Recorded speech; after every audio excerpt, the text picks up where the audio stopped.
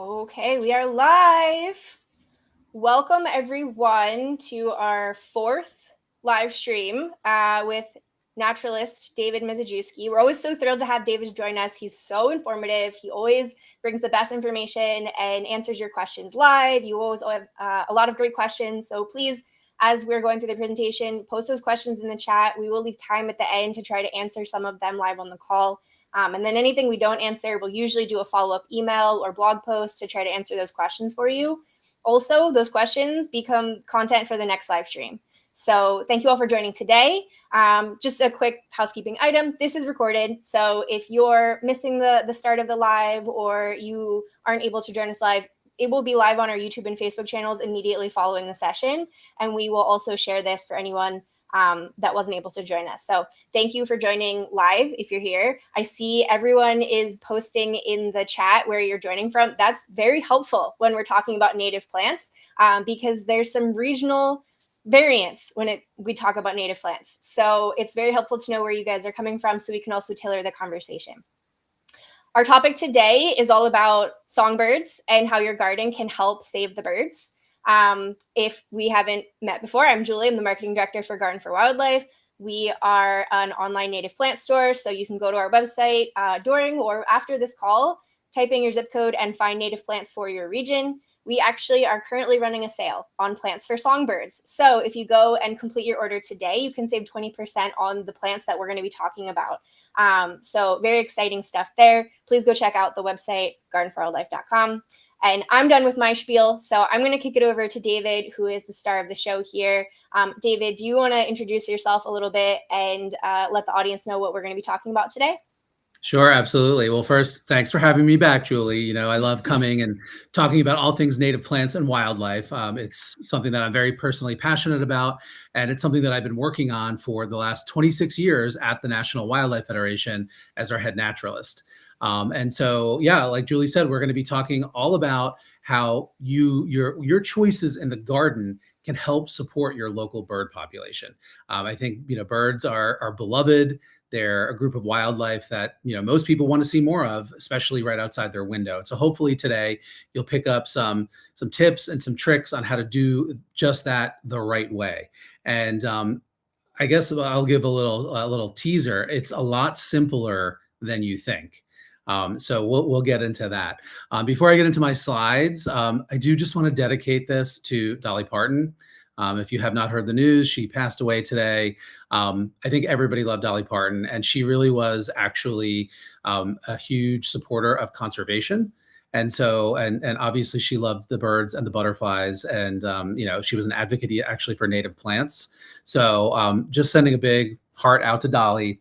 She's looking down on us and the birds too. So with that said, hopefully I didn't make anybody emotional. It's been a rough afternoon. But anyway, let's dive into it. And like Julie said, throw your, chat. I won't actually be able to read the chat while I'm doing this, but, Julie will surface some questions towards the end, and I'll try to do my best to answer them live. And also, again, we can follow up afterward too. So here we go. Let me click over to my slide so I can see what I'm doing. All right, so first, I want to just say that I have a book. It's called Attracting Birds, Butterflies, and Other Backyard Wildlife. It's a how-to book on how to do this whole gardening for wildlife thing. Pretty much everything I'm going to talk about today is in the book. So, don't feel like you have to sit and take a ton of notes. Just sit back and enjoy the presentation. And again, this will be recorded, so you can always come back to it if you want to rewatch something that you might have missed. I mentioned I work for the National Wildlife Federation, and I want to just start by telling you about who we are. We're one of the oldest and largest wildlife conservation and education groups in the U.S., and we do focus most of our program work here in the U.S., unlike a lot of other conservation organizations, which are more global. And this is our mission. It's to unite all Americans to ensure that wildlife and people thrive in a rapidly changing world. And, it's probably not a surprise to anybody here that we humans are a big part of that rapid change that is unfortunately, not good news for a lot of our fellow species or our fellow humans. And so, that's what we're all about. We're trying to make sure that we're making sure that any harm that we're doing to the natural world, that we're working to stop that and fix it.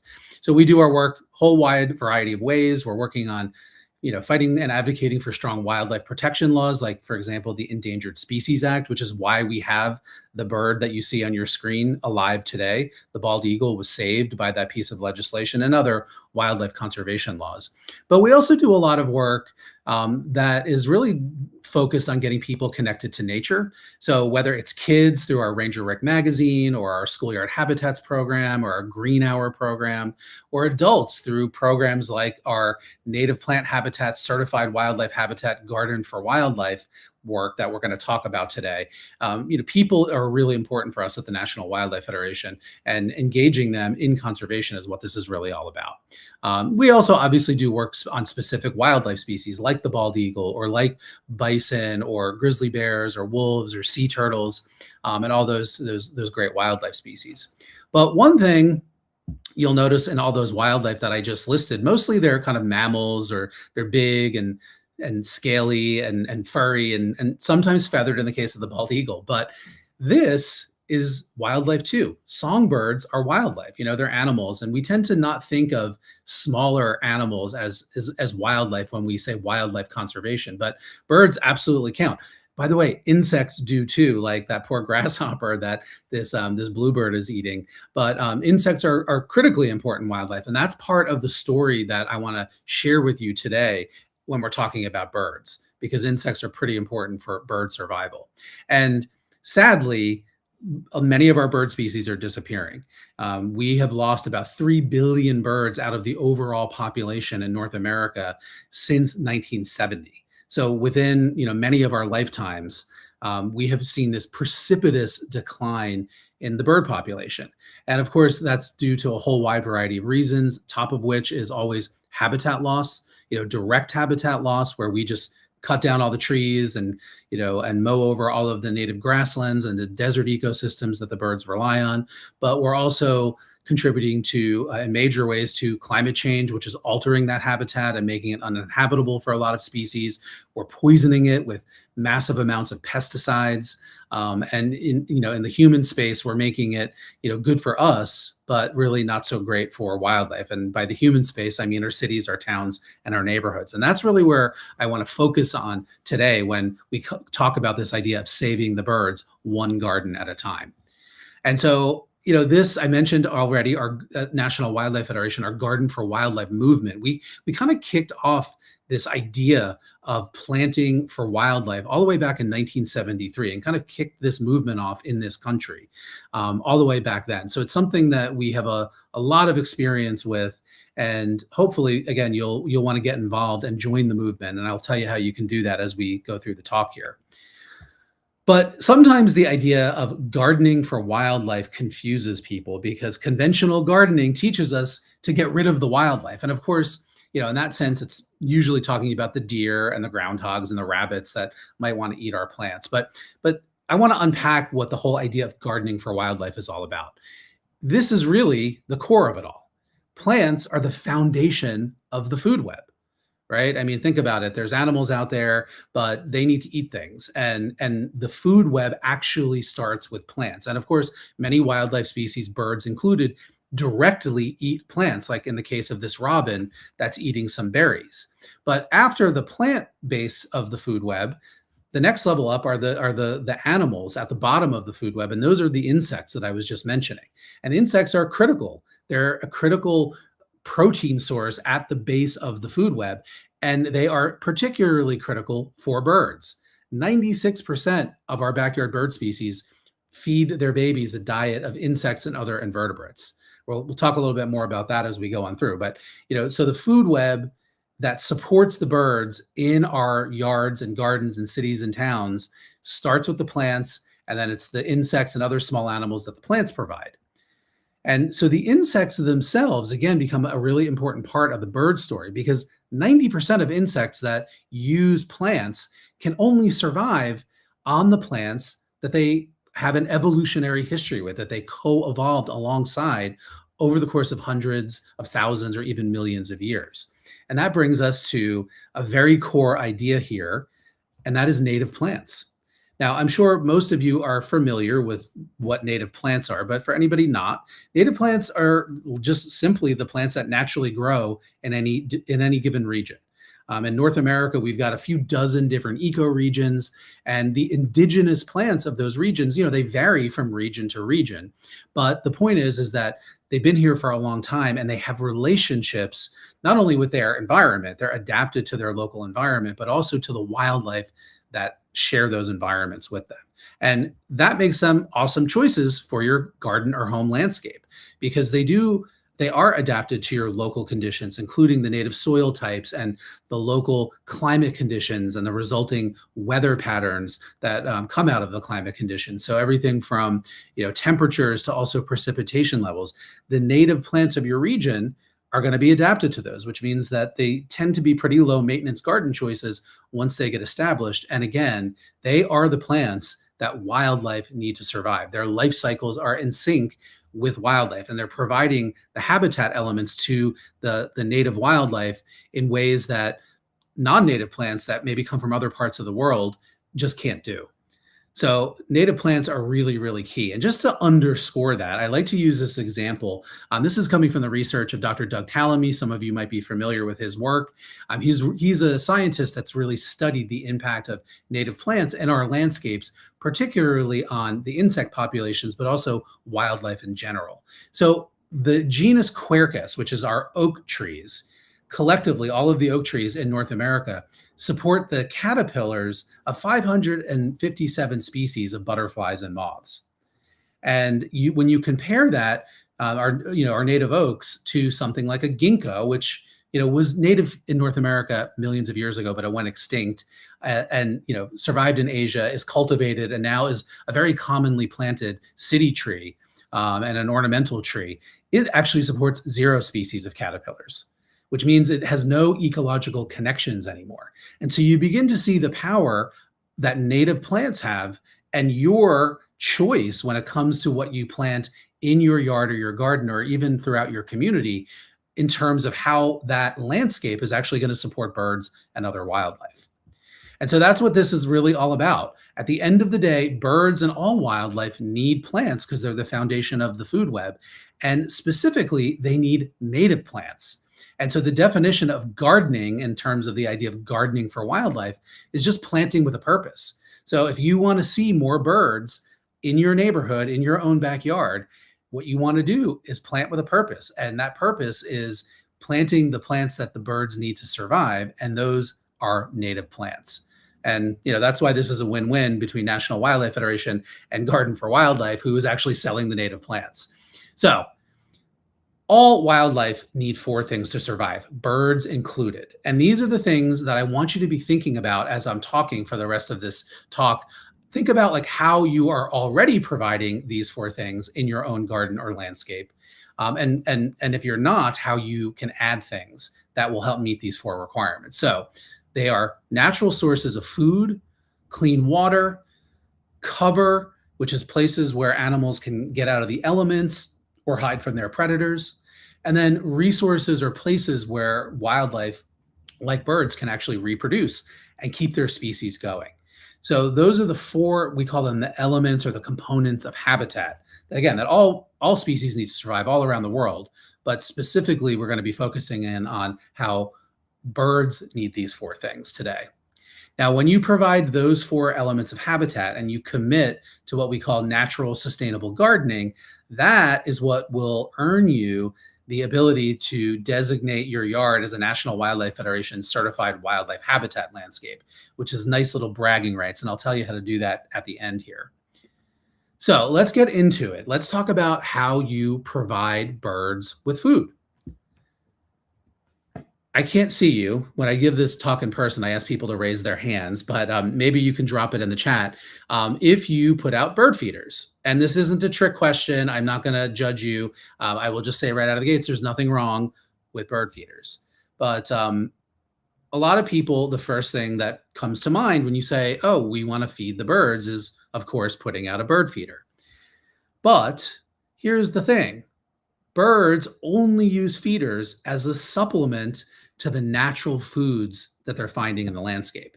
And honestly, only a handful of bird species will actually use a bird feeder, either because they don't eat the kinds of foods that we can offer in a feeder, or because they're more shy species that just don't like to come out into the open or be, around a lot of other birds or other critters that are visiting the bird feeders.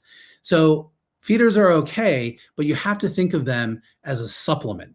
Another way of saying it is that feeders are not habitat. They're an extra that you can provide. And in many ways, feeders are more for us. They attract birds to one spot in our yard every day that we can see and enjoy them. But the birds are not actually using them for the most part they're not critical for the bird's survival. So how do you actually feed the birds? The most natural, sustainable way? It's with your plants. So you can see these cedar waxwings here, and they're munching on winterberry holly berries. So our native plants are going to be providing food to birds in a bunch of different ways. And one of the main ways is by fruits, like what you can see in the picture here. Other ways your native plants are going to provide food for birds, in addition to the fruits, you can see the picture of the robin again, eating fruits. Hop over to the other side of the slide, and you will see a goldfinch feeding on seeds from a sunflower.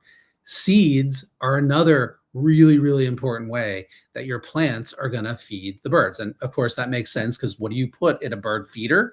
Typically, you're putting in seed. So plants that produce seeds are going to be offering a food source for the birds. And in the middle there, you can see a squirrel with a spruce cone. The cones actually are filled with seeds too. So pretend that squirrel's a bird, because a lot of birds are going to eat the seeds out of the cones of conifers as well. So berries and fruits, seeds, nuts, of course, as well. So think about all the nut producing trees that we have that are native here in North America. Those oak trees are not just caterpillar host plants, but they are producing acorns that a lot of birds, believe it or not, including jays and wild turkeys, love to eat. But there's all sorts of other nut producing native trees as well, and shrubs, everything from pecans to beech nuts to native hazelnuts, and so on and so forth. So seeds, nuts, fruits, berries are all ways that your plants are going to naturally provide food for the birds.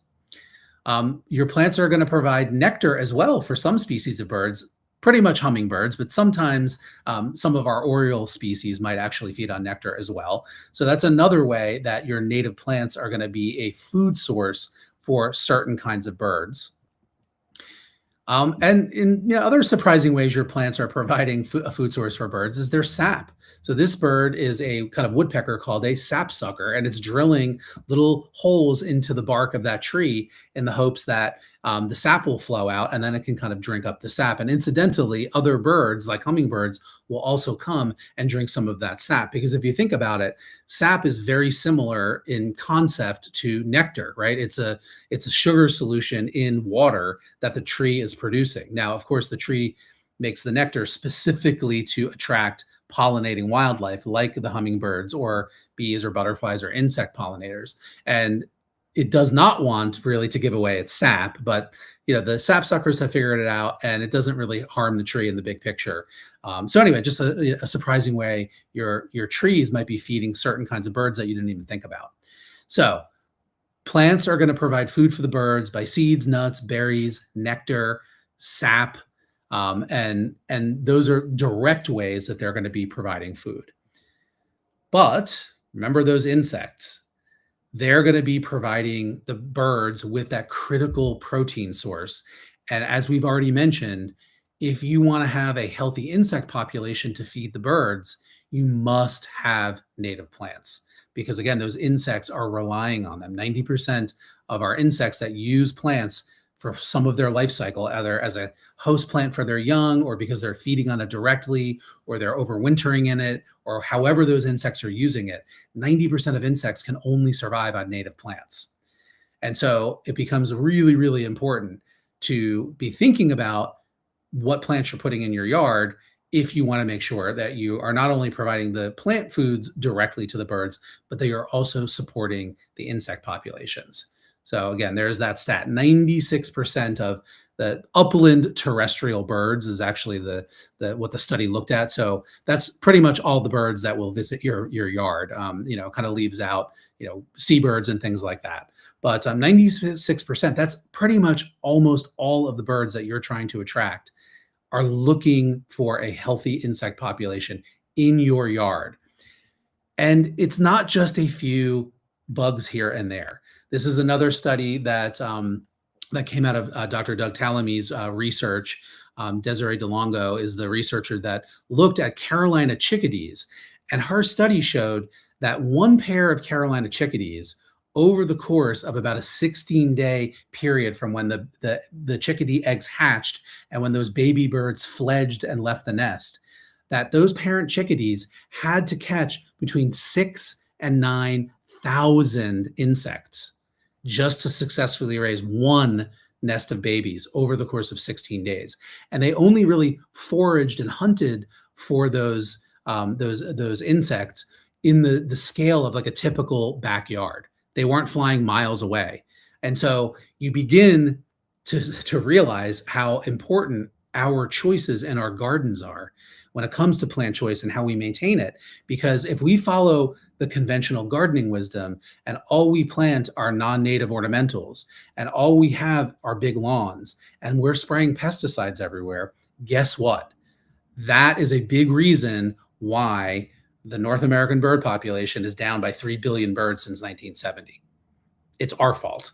But there's opportunity there because we can change our behavior pretty easily. We can make choices that are going to be better for the birds and the ecosystem in general. So that's chickadees. You know, chickadees are tiny little things, 6,000 to 9,000 insects, which is mostly caterpillars, as you can see here. And it's mostly moth caterpillars, but it's also crickets and grasshoppers. It's also spiders.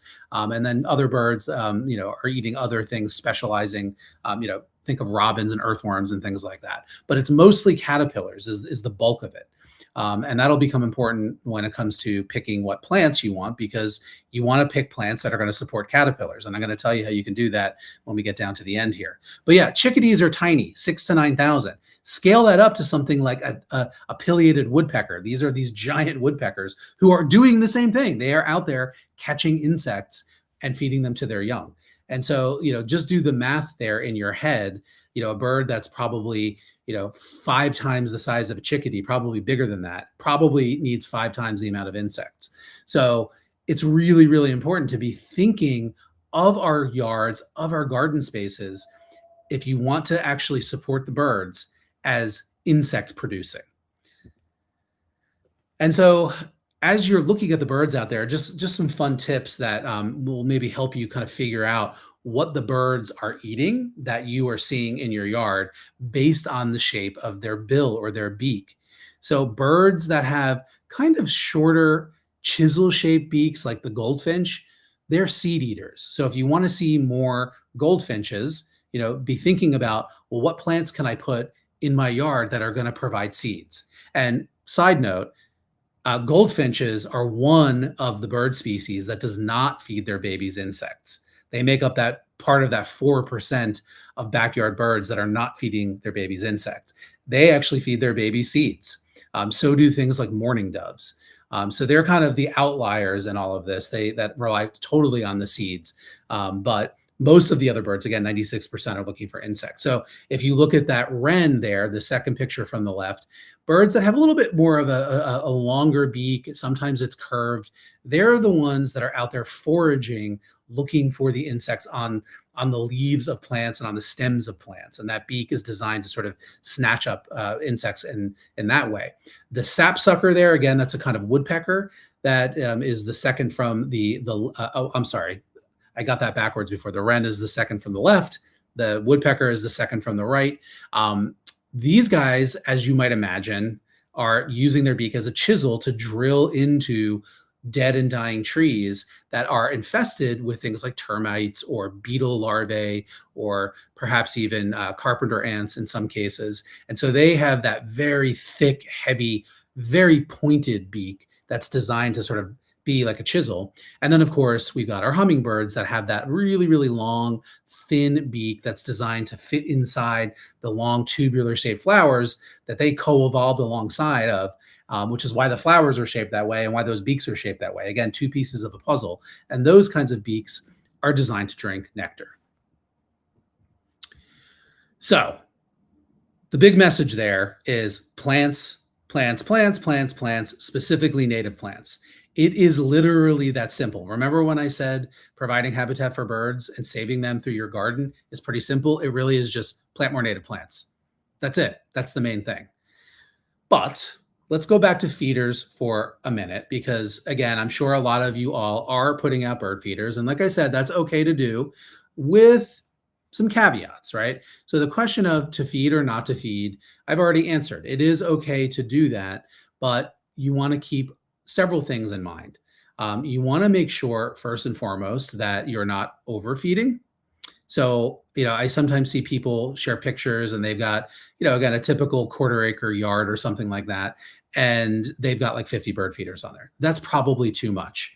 That can cause overcrowding. You increase your risk of attracting unwanted rodents like rats. And it can cause stress on the birds just from overcrowding. So it's also expensive. The bird seed that you buy to fill your bird feeders is not cheap. And so, save yourself a buck and don't overdo it. The other thing you want to be really, really mindful about is cleanliness, because feeders can and do spread disease. And so it's very, very important that you routinely empty those feeders, scrub them out, get any funky seeds that are stuck in the bottom, out, washed out, and then that you disinfect them. So some feeders you might be able to put in your dishwasher and put on the disinfect cycle. Others might not fit, or they might not be dishwasher safe. So for those, what you want to do is you can soak them in a bucket with a mild 20% bleach solution. You can also, soak them in your sink in, again, a bleach solution like that. You can use white vinegar as well, although I don't know, there's studies that back it up that it's as effective as the bleach, but, and then you want to really thoroughly wash it out. Again, you can use a bottle brush, scrub it down. Ideally, your feeder will be compartmentalized and you can take it apart, and that makes cleaning a lot easier. And so that's really, really important. It's really extra important with hummingbird feeders, which I'll talk about in a second. But yeah, so you don't want to overfeed. You don't want to have dirty feeders. So you want to make sure you keep them clean. And you want to feed high quality food.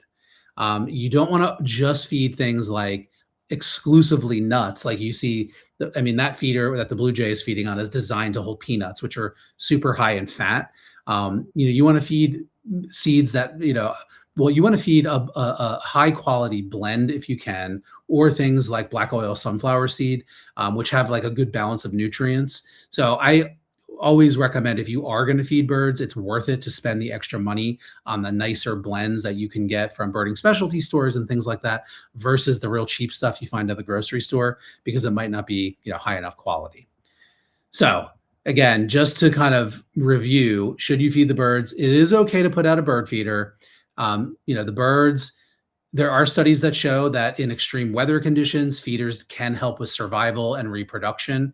But the drawbacks, again, are that they are a disease risk, and sometimes they also can draw in non-native invasive birds like house sparrows, like starlings, that, when you support those birds, they can be not only competitors for food in the landscape, but also for nesting areas. So just some things you want to think about if you're deciding whether or not to put out a bird feeder.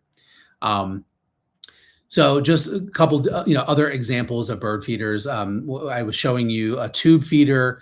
Let's go back here. The finches there are on a tube feeder. The blue jay is on a different style tube feeder that is designed to feed nuts. You see another tube feeder there. You can get feeders specially designed to provide freeze-dried mealworms, which some birds will take. You can put out suet feeders. Suet is fat, oftentimes with seeds and fruits mixed in. It's often offered in the winter months when the birds could use that extra calorie boost. I mentioned hummingbird feeders before. If you want to put out a hummingbird feeder, a few rules. Number one, they feed on flower nectar, so sugar water. You can mimic that by just mixing 4 parts water, or 4 parts white sugar. Wait, I'm getting myself confused. It's white sugar and water, and you just dissolve it in the water. And so, I'm sorry, it's 4 parts water to 1 part white sugar. My brain is fried today, folks. You don't want to use artificial sweetener that does not have any calories in it. You don't want to use honey, which can spoil once you mix it with the water. plain old white sugar. It's not particularly healthy for us, but when you mix it in that solution, it actually is very close to flower nectar. But the critical thing is that you must change it routinely and clean that feeder, like sometimes like every other day in hot weather, because that nectar, that sugar can spoil, it can go moldy, and that can actually cause the birds' tongues to swell and it can kill them.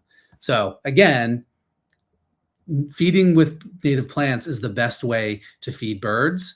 And if you stick with that, you're going to avoid all these problems. So when not to feed the birds, when there's disease outbreaks, and we recommend at National Wildlife Federation, find out who your state local wildlife agency is. Just search for it for your state and it will come up, and follow their guidance. If there's a bird flu outbreak, for example, or there's there's other diseases that can crop up sometimes, you don't want to be potentially contributing to the spread of that with a bird feeder.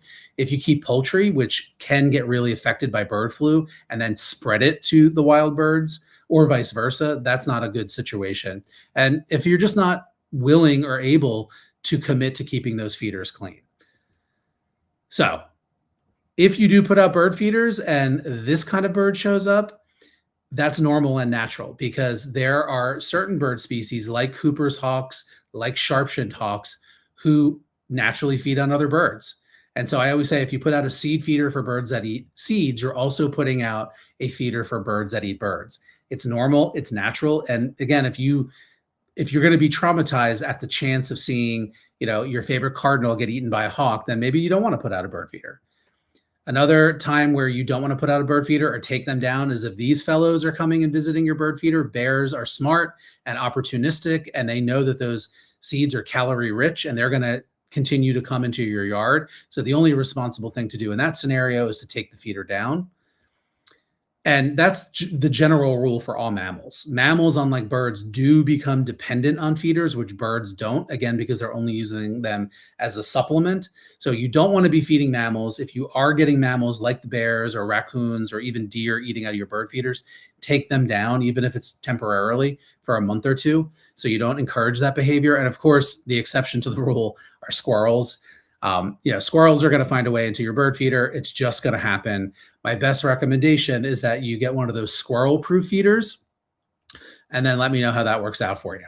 Because though they are not, renowned to be the most intelligent animals on the planet, sometimes the squirrels can be pretty clever and find a way to get into your feeder. So, it's not the end of the world. But again, if you're feeding in moderation, it's not going to be that big of a deal. So when it comes to feeding the birds, nutrition matters, right? And so again, your native plants and the insects that they're going to support are the natural foods that are going to provide the most high quality food sources. So again, it's about quality, not quantity. So not 20 bird feeders on your property. And again, the foods that the birds are going to get from the native plants and the insects are going to be higher quality even than the best store-bought seed mix. And most birds like a variety. And so again, that is where your native plants are going to come in, especially if you have a diversity of native plants. They're going to provide a variety of different kinds of seeds and nuts and fruits and all of those other plant foods at different times of the year. And that's actually really important to have that variety built into the landscape so that your birds will have the most, again, high quality, but also the variety that they need to be healthy. And really what it boils down to is that, again, feeders are not habitat. And what birds and all wildlife need are habitat first and foremost, not handouts from people. So try to frame your mind around this question of how do we save birds? How do we attract birds? Not as what am I going to, hand out to them, but how I'm going to restore their habitat. And that's really what this is all about. It's all about creating wildlife habitat gardens. That's what gardening for wildlife is all about. All right, so I spent a lot of time on food because it's a big one when it comes to attracting and supporting your local bird populations. But that's only one of the 4 habitat components. Now, the other ones are a little bit more straightforward, a little bit easier to get into. Birds, like most wildlife, need to drink water in some way, shape, or form. And most bird species also need a clean body of water where they can bathe their feathers.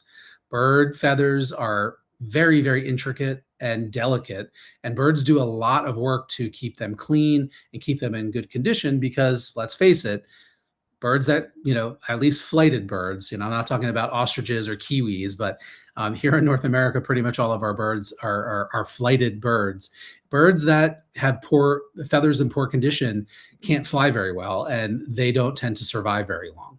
So water is actually a pretty important resource, a habitat component, in addition to food, that can be a real magnet to kind of draw birds in.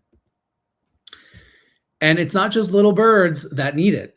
This is a photo that was taken in a certified wildlife habitat landscape down in Florida. And the person looked out their window one evening and spotted these two barred owls in their bird bath. And, the message here is that you don't have to have like a giant water feature. You don't have to have, a property that's adjacent to a lake or something like that, or even, spend the effort, the time and the money to like excavate a garden pond in order to provide a water source for birds. In fact, something as simple as a bird bath will do. And again, bird baths, it's pretty straightforward. Any shallow vessel that will hold water, and by shallow, I mean 1 to 3 inches max deep. Anything deeper than that, and smaller birds won't be able to use it, is a good option. Bigger can be better in terms of just having more water in there. But you also want to think about things like what the material of the bird bath is made out of when it comes to keeping it clean. Because just like bird feeders, it is critically important that if you are going to put out a bird bath, that you are committed to keeping it clean. And it's really no different than keeping your pet's water dish cleaned. Most of us are doing that, every day, or maybe every other day if we get lazy. But it's really important to do that for the bird bath as well, because, birds are not very discriminating, and they will poop in the bird bath. And again, they're cleaning their feathers, and all sorts of debris is coming off. And then, they're going to drink out of it as well. And so, just like feeders can be bad and spread disease, so can bird baths if we're not emptying them regularly. I honestly refill my bird bath every single day. I have a little bird bath that sits out on my deck ledge right outside of my kitchen, so it's easy for me. And the one that I'm currently using is actually plastic, so it's super light compared to one like you see here, which looks like it's made out of concrete. That might be a little bit more challenging to clean out. And so, just be thinking about those things. Think about placement. Is it close to somewhere where you can at least get a hose and rinse it out and wipe it down? And again, maybe spray it down with some white vinegar or a mild bleach solution, and then thoroughly rinse it out if you can't pick it up and bring it into your house. So, think about water access, that kind of thing when it comes to a bird bath. But it's pretty much that simple. A shallow vessel, 1 to 3 inches deep, that you keep clean and you refill with fresh water, every day, every other day, is really going to provide that component of habitat for birds. Now, you can get fancy and add fountains and misters and dripping apparatus to your bird feeder or your bird bath. And that's because the sound of moving water or dripping water happens to be very attractive to birds. So that might, enhance the attractability of your bird bath, but it's not really necessary. And water is also important, not just for drinking. It's important because a lot of birds like to hunt around a water source. So this swallow is actually probably drinking on the wing, but it's also hunting for insects like mosquitoes that might be flying around this water. So if you do have a larger body of water, that's something that, it's probably contributing to not only the water resource, but it's helping with the food. And this is a great example of where these 4 habitat components overlap a lot. So the same plants that are the same features that might provide a food source are also going to provide other habitat components, which we'll get into in a second here. There are some bird species, though, that don't actually typically drink water directly. And no surprise, they tend to be desert species like this cactus wren, which gets the majority of its liquid from the plant foods that it's eating. So again, your plants, again, like I was just saying, are going to do double duty. They're going to provide food, but in many cases, they're also going to be providing a source of moisture. Even non-desert birds are getting moisture from the berries and things like that from the plant foods. So just another interesting thing to think about, that water might actually come from plants, not from a standing body of water. So that's it for water. That's again pretty straightforward. So we've covered two of the four components: food, water. Now let's talk about cover. So cover is this idea that birds need places where they can shelter from the weather conditions. So whether it's high winds, winter blizzard, a summer heat wave, a hurricane, they need places where they can stay safe from those more extreme weather conditions. They also need places where they can hide from predators. Predation is normal and natural, like I was talking about before with the Cooper's hawk that might come visit your feeders. But we also know that in nature, Mother Nature has given prey species places where they can hide and have a good chance of surviving in order to keep their species going. So we don't want to just, have them sitting out in the open, right? So that's what this idea of cover is all about. So how are you going to provide cover for birds? Well, those same native plants that are providing food are going to do double duty. And that is the main way that you're going to provide cover for the birds in your area. You're just going to plant native plants. Now, yes, what you plant can impact the quality of the cover.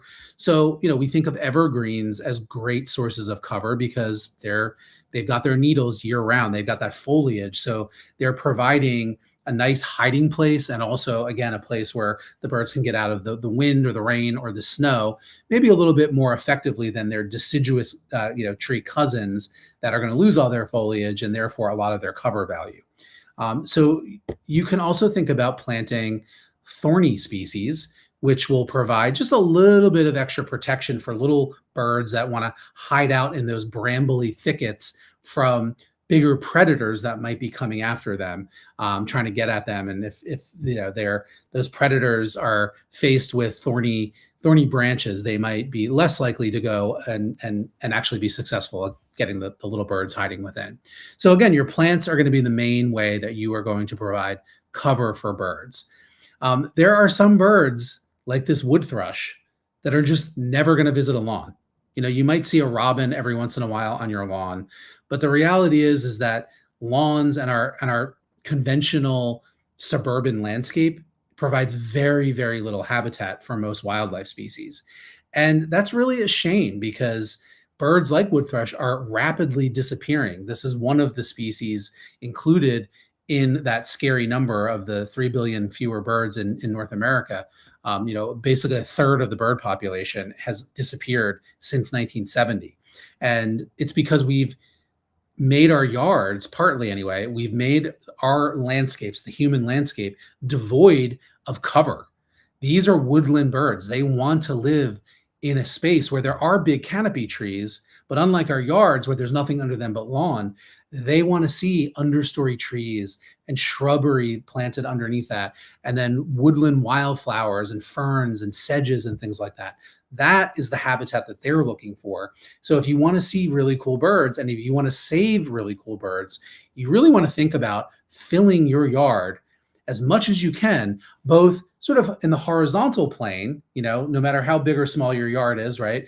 Like fill in as much of that space as you can with cover in the form of native plants, but you can also think vertically as well. And like I said, you can create like a forest canopy with an understory underneath it and then a shrub layer below that. And that is actually how woodland environments naturally form. And that's what many woodland birds like the thrush are looking for. So, think about planting densely. Now, in terms of cover, you can supplement that natural cover by putting out roosting boxes. These are a special kind of birdhouse designed where birds can go into them, again, during extreme weather events. Sometimes they'll go into them at night. Bluebirds, like these eastern bluebirds, are famous for utilizing roosting boxes, especially on cold winter nights. They'll pile in there and they help keep each other warm with their body heat. So you can be on the lookout for roosting boxes, and you'll notice it's different than a nesting box, which I'll talk about in a minute, in that the hole is usually at the bottom, which just helps the box retain heat a little bit more because heat rises.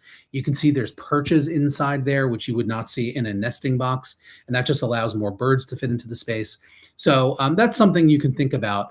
Again, first and foremost, birds need habitat, not handouts, but especially if you don't have a lot of cover right now, start planting more trees and shrubs in your yard, and then maybe while they're growing in, you can add a roosting box or two. All right, so that's the third one, cover. So we've talked about food, we've talked about water now, and we've talked about cover. Let's talk about the fourth and final habitat component that birds need to survive, and this is places where they can raise their young.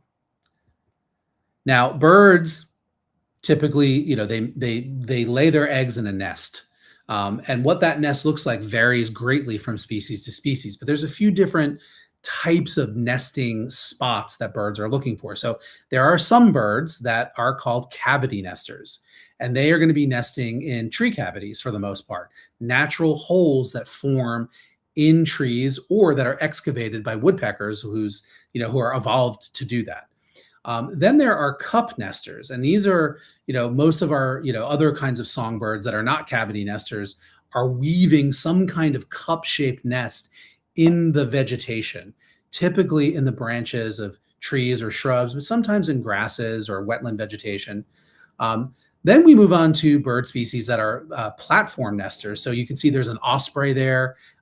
Some owls are kind of platform nesters. A lot of birds of prey and larger birds are going to assemble a nest structure on top of like a flat surface, whether it's a one provided to them by people or the top of a dead tree or something like that. And then there are some birds. This is a much more rare strategy that actually will build like a little dome. Oven birds come to mind, where they actually will kind of create this domed little hut and they nest on the ground.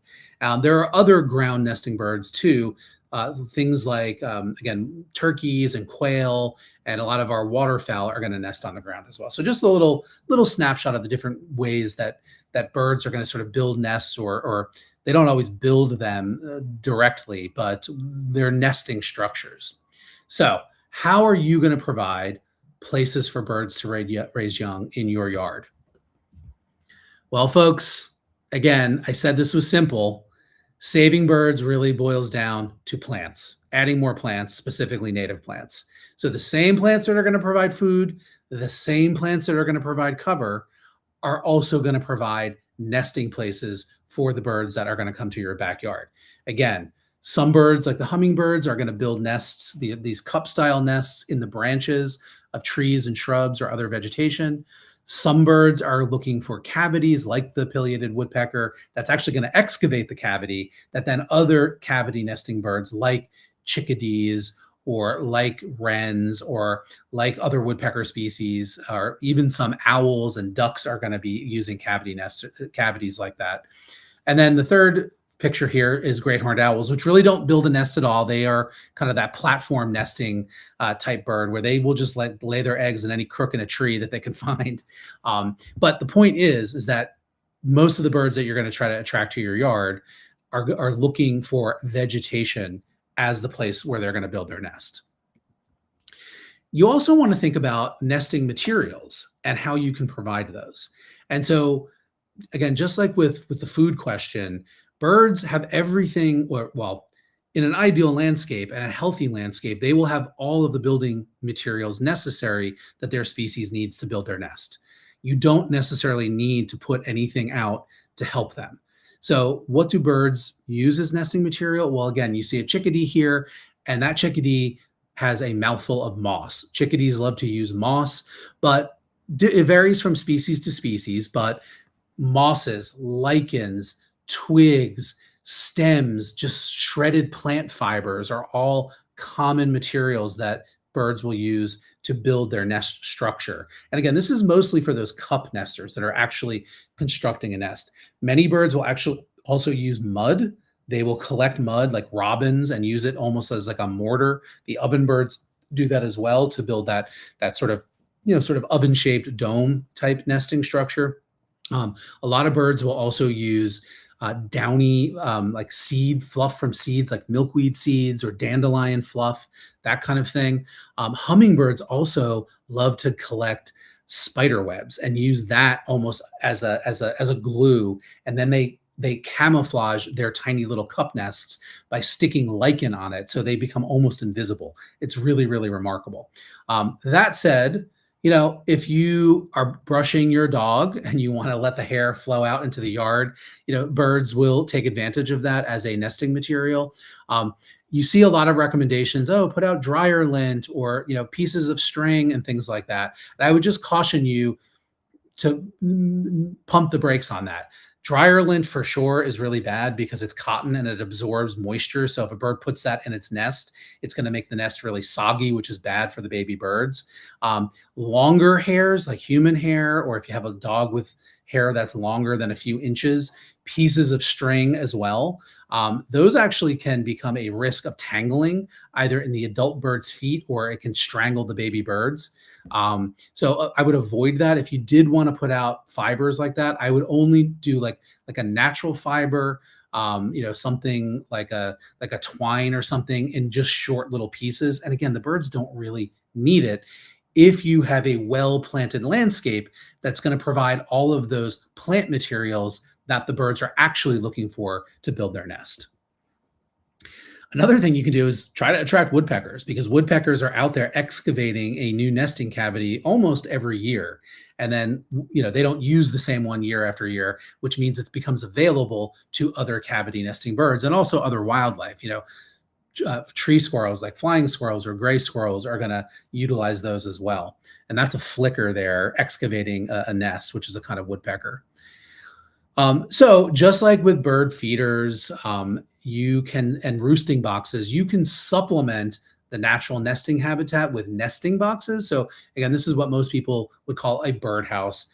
I don't love the term birdhouse because it implies that birds live in them, and they don't. They only use them for one thing, and that's to nest. So nesting boxes is actually a better term. And so if you are going to do this, it is important to get a high quality nesting box or build it if you're handy, just like with the feeders. And so you want to make sure that it has the right construction for the birds you're trying to attract. So things like the depth of the box, the distance from the hole to the bottom can be very species specific. The hole size, generally birds are looking for the smallest hole possible for their species to fit in, because bigger holes means, more access for other bigger animals to get in, which can be unsafe. And so, you want to, again, do your research and get a nesting box that is designed for the birds you are trying to attract or provide that nesting habitat for, because if you get the wrong model, it's not going to work for the birds that you're trying to draw in. Other things you want to think about: most good bird houses or nesting boxes have some kind of overhang that just helps keep some rain from getting in to the box, either through the hole or through the sides. A good nesting box also has drainage holes in the bottom in case any moisture does build up, so that can flow out. Typically, we recommend that they have at least one side that can rotate up, so that after the nesting season, you can periodically go in and clean out nesting material, which can oftentimes harbor parasites that can build up in that nesting box year to year. So you just want to think about that. And again, there's a lot of really great resources out there, both online. I cover this in my book, and I've got some diagrams and specs for nesting boxes for some of our most common cavity nesters. And look, putting out a nesting box is actual wildlife conservation. By the middle of the 20th century, bluebirds were really disappearing because we were cutting down all the old trees and all the old farm posts that had holes in them that the bluebirds were using. But then people started putting out bluebird nesting boxes, and it actually was a piece of the conservation solution that had brought the bluebirds back from their really, really low numbers. And today they're actually doing pretty well, all three species. So don't think that any of this garden for wildlife stuff isn't actual wildlife conservation. Remember, birds are wildlife. The insects they eat are wildlife. Native plants are part of our natural heritage. And they're the species, again, that are indigenous to the place that we live, both the plants and the animals. So when we make choices that help restore them, it is actual wildlife conservation. So just other examples of fun pictures of different kinds of nesting boxes. I'm going to move quickly through here because we've only got a few minutes, and I want to cover very quickly the last thing that you want to do after you provide those 4 components of habitat: food, water, cover, and places to raise young. Those things are great, but if we're not gardening and maintaining our landscape, in a way that is natural, it could actually be doing more harm than good. So first and foremost, please do not use pesticides in your landscape. Pesticides kill the plants that birds need to survive. They kill the insects that the birds need to feed themselves and their babies. They also can kill the birds right out or outright. So really try to rely on tried and true organic gardening techniques. And here's the thing, when you have a yard filled with native plants, you generally don't have problems with pests because you have all of the natural predators and parasites and things that are keeping potential pest species in check, including the songbirds, right? Those birds are out there devouring all of those insects and lots of them. So if you have good bird habitat, you tend to not have overpopulations of insects. This one's pretty huge. Please, if it's in your power to keep your cat indoors, it's a really huge problem for our wild birds. Free-ranging domesticated cats, both feral and stray cats, but also our pet cats that come inside and sleep with indoors with us, kill billions, maybe as many as 4 billion birds each year. So, it's not the cat's fault. They're doing what comes instinctually to them. But domesticated cats are not native predators, and they exert a huge unnatural toll on our bird populations. Not to mention our native predators too. They're out there competing with the foxes and with the bobcats and with the weasels and all the other small to medium-sized predators that the cats are actually eating their natural prey. So try to keep your cat indoors. We've got a lot of good information on how to keep your indoor cat happy and healthy. It's totally normal and fine to do that. So try to do that. The other really huge human cause and cats killing birds is a human caused issue, right? Again, we brought the cats and we put them out there. And so again, it's not the cat's fault. It's something that we did. Same thing with window strikes. About 1 billion birds are killed annually by striking windows. A lot of this is happening during bird migration. They're hitting the windows of tall buildings in our cities because of lights disorient them and reflections, but it can also happen around our homes. So think about turning your lights out at night, especially during spring and fall migration. You can get nowadays like a decal that goes over your whole window with lots of tiny little dots that are almost invisible to us, but that birds will perceive, and it breaks up the reflection. Those old stickers of like a hawk or something where you just put 1 or 2 on there, those don't really work. So think about that. Think about how you can minimize birds hitting windows around your home, and also how you can encourage your community to, again, reduce light pollution, which is a big factor in window strikes. Because this is what birds are up against, and really all wildlife in our cities, towns, and neighborhoods. This is kind of the standard, the goal, the ideal American landscape.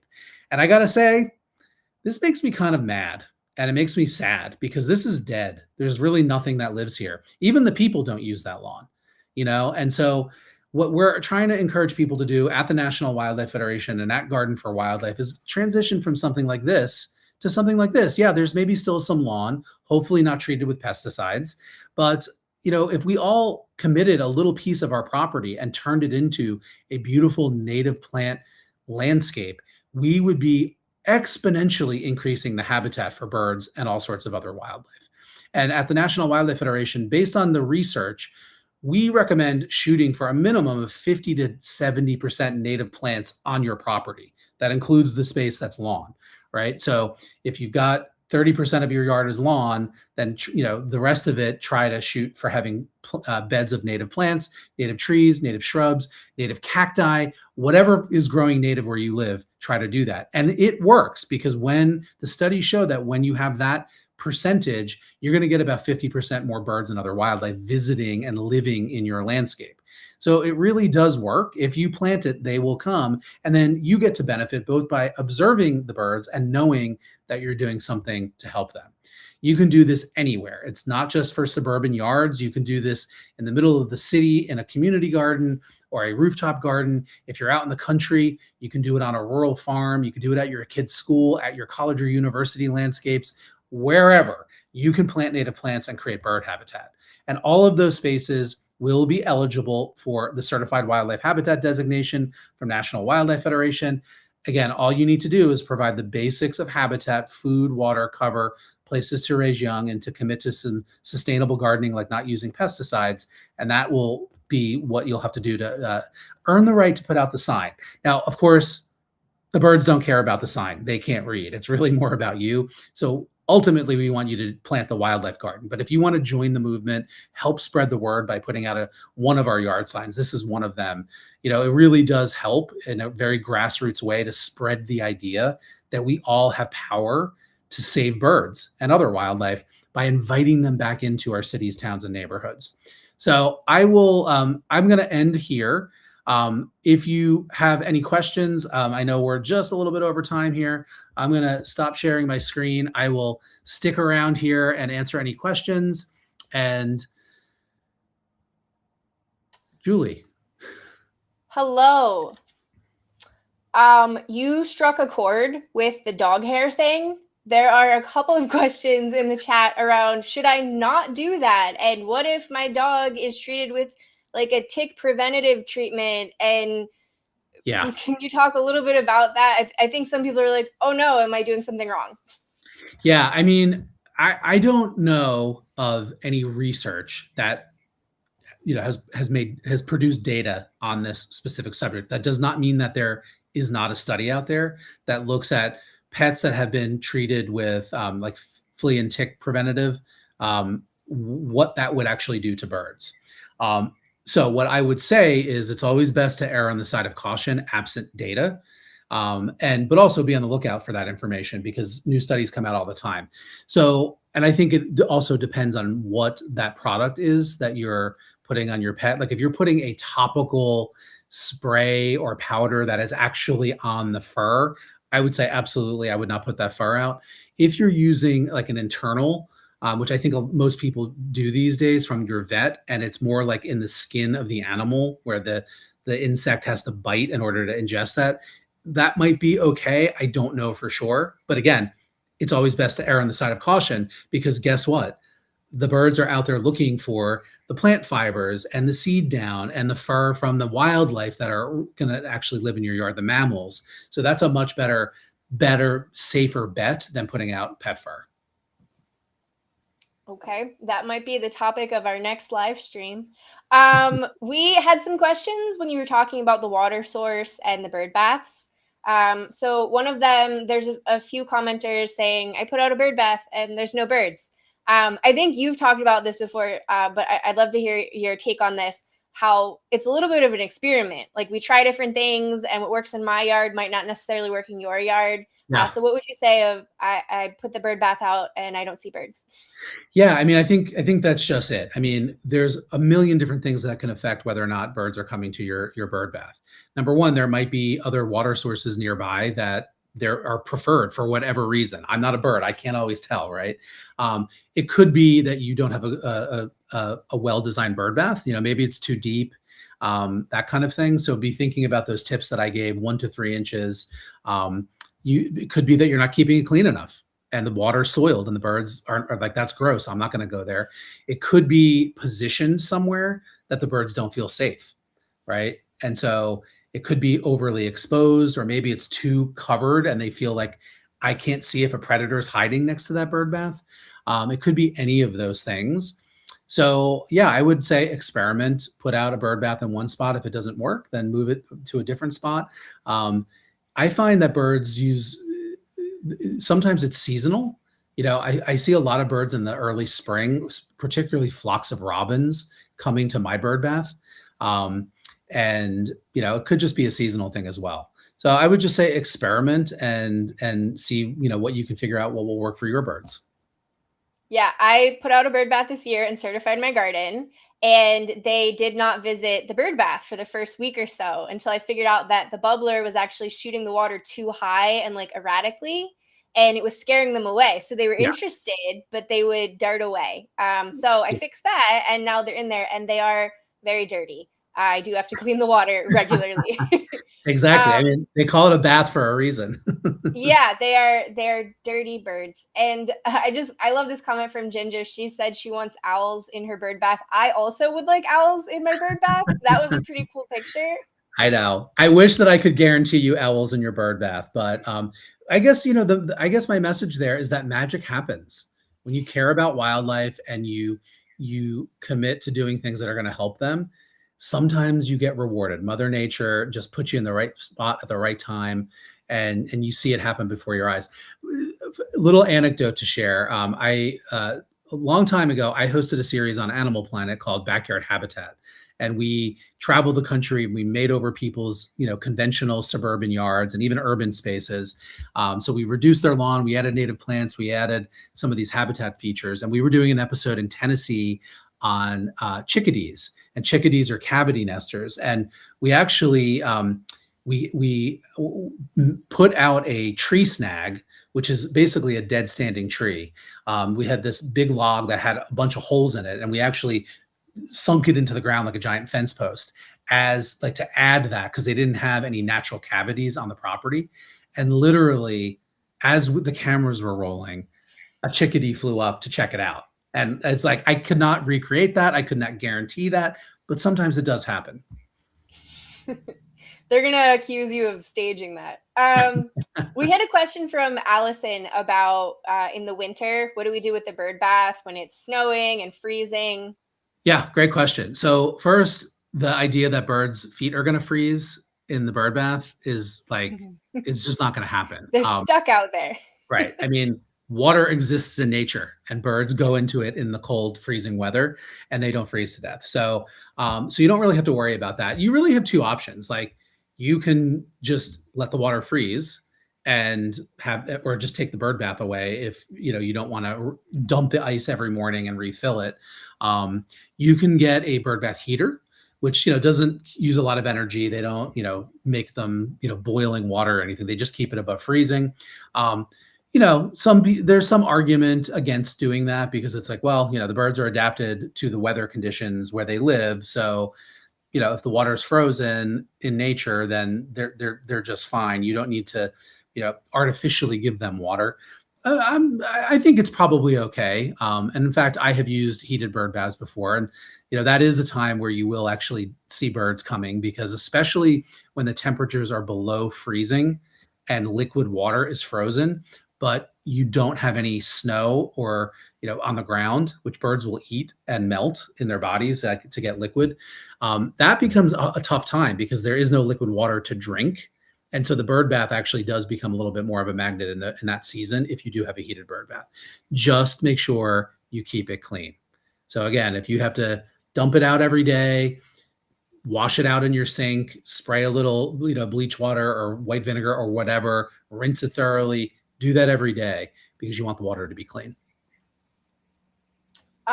We had some commenters talking about how these general talks usually kind of skew to the Eastern US, which is fair because we are on the East Coast. And so that's kind of our core knowledge base. Is there anything that you would add for our attendees today that are in the West or sort of the drought-stricken areas on how they can best support the birds? Yeah. I mean, honestly, everything I talked about today applies everywhere. And, we saw some Western birds. We saw a Western mountain bluebird, and we saw the cactus wren. I do try to make sure that we are representative of all regions. But the core elements of what I just talked about apply. And this is one of the beauties, by the way, of this concept of gardening for wildlife, because the same core concepts of food, water, cover, and places to raise young, and the sustainable gardening practices, and the idea that it really is all about putting native plants in your landscape applies exactly the same to Oregon as it does to Arizona, as it does to Michigan, as it does to Georgia, as it does to New Jersey, where I live, right? Now, what that looks like is going to look radically different, right? Because we all have a different native plant palette, right? And that's where, again, you guys at Garden for Wildlife have done a great job, because people can go in and pick their state, and you guys have, plant packages for their state, for their region, that are going to help support, the whole ecosystem, right? And so, and you don't have to do like every kind of habitat feature. I didn't talk about brush piles today, but that's something that you can do, where you use dead wood and branches rather than throw them in the landfill. You kind of build a brush pile, and lots of little critters will use that. But that is not something that I ever recommend doing in places. And, unfortunately, nowadays it's most of the West where wildfires are risk, right? So there are other ways that you can provide cover, like, again, planting densely. We actually at National Wildlife Federation, speaking of fires, have some good resources for how to have a good native plant-based natural habitat that also has defensible space, and that is also sort of fire safe, so that you can still have a natural landscape and benefit the wildlife without violating your local fire safety ordinances or putting yourself at risk. So you can find that, all of that, at the National Wildlife Federation's website. Awesome. I have a question as we go to wrap up here. If there was one thing that someone planted this fall to help the birds, what type of plant or species would you tell them to plant? I got to go with channeling our good friend, Dr. Doug Tallamy, and say an oak tree or a shrub. And it's because oak trees are habitat powerhouses, not just for birds, but for birds in particular. And it's because they check off the 3 of the 4 habitat component boxes, right? So when it comes to food, because they are such amazing caterpillar host plants, and because most of our birds are looking specifically for caterpillars to feed their babies and themselves as a protein source, oaks are tremendously important when it comes to providing habitat for birds. They also are great nesting spots. Cavity nesters will use them as they get older and they get holes in them. Other birds will build their nests right in the branches. They also supply acorns, which, like I mentioned, are a really important food source for jays and woodpeckers and turkeys and things like that. So they really are incredible plants when it comes to bird habitat. I guess to throw in a non-woody plant, I'm going to say goldenrod, because goldenrod it's a keystone plant, a plant that supports so many different wildlife species. A lot of different pollinators are using it. It's a particular importance to our native bees. It's going to produce little fluffy seeds and plant fibers that birds can use for nesting.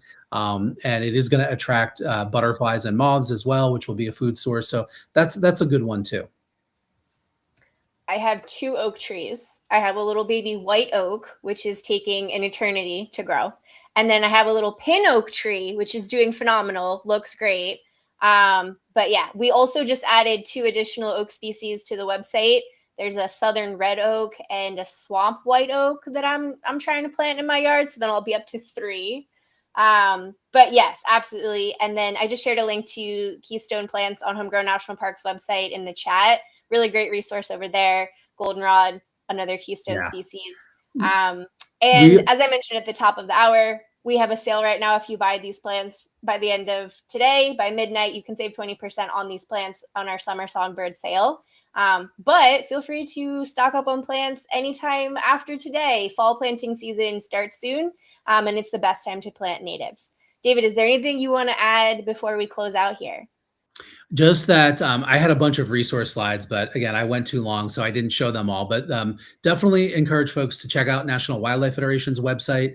It's NWF, as in National Wildlife Federation.org/garden.